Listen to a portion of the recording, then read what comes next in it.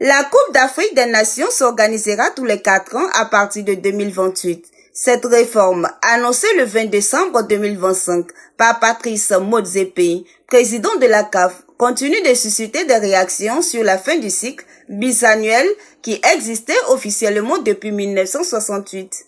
Ils ont dit que la CAN sera chaque 4 ans. Maintenant, ils vont envoyer une Ligue des Nations. Donc, moi, je trouve ça bien. Au moins, on aura au moins 2 compétitions majeures sur le continent.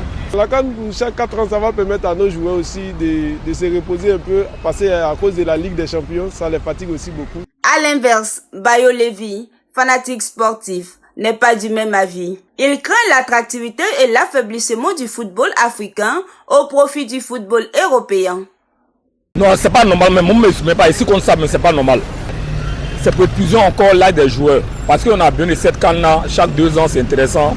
C'est une fête pour tout le monde. Mais à ce niveau, à leur faveur, chaque 4 ans, c'est pas normal. Au moins, c'est la Coupe du Monde.